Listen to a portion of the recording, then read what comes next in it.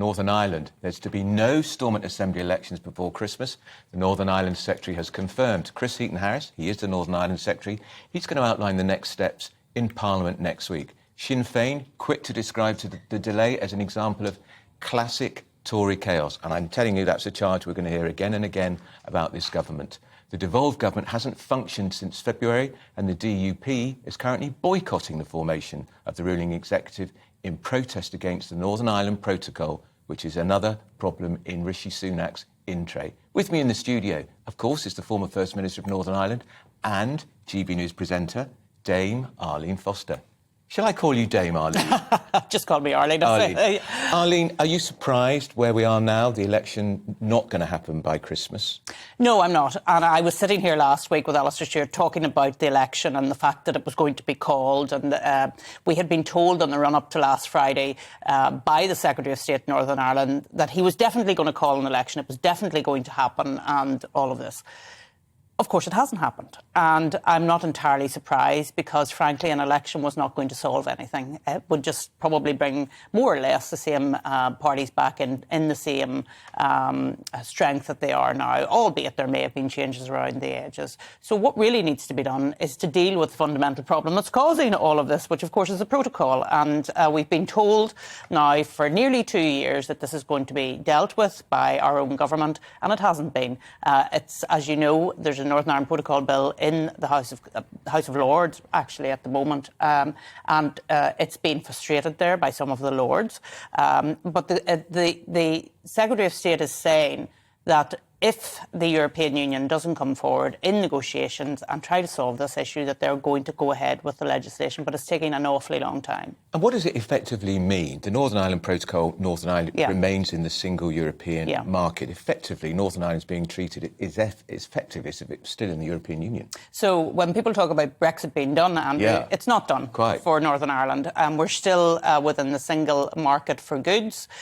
People tried to explain that that was the best of both worlds, that we were in the United Kingdom, but we were also in the single market for goods. But of course, what happens is there's a border effectively now between Great Britain and Northern Ireland. There are checks that happen on goods that move within the internal market of the United Kingdom, which of course for unionists is completely unacceptable because what you're doing is splitting up the sovereignty of the UK.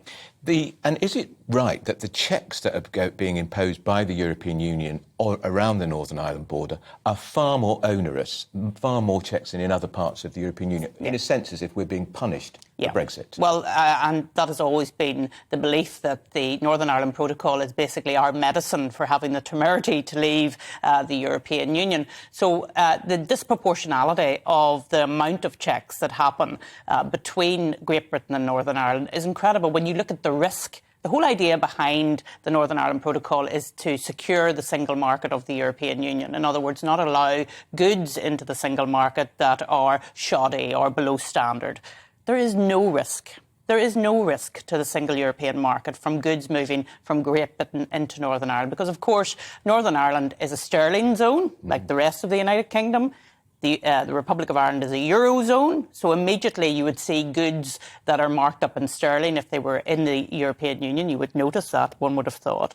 And of course, there were ways to deal with this. There were technology solutions, there were alternative arrangements, trusted traders, small business exemptions, but they were all pushed out of the way by the European Union, and this is a political decision, and that's why it has to be a political negotiation that sorts this out. Just finally, because we're under pressure of time, Arlene, do you sense any progress, any positive steps that this could be resolved? Because you say it's 2 years now.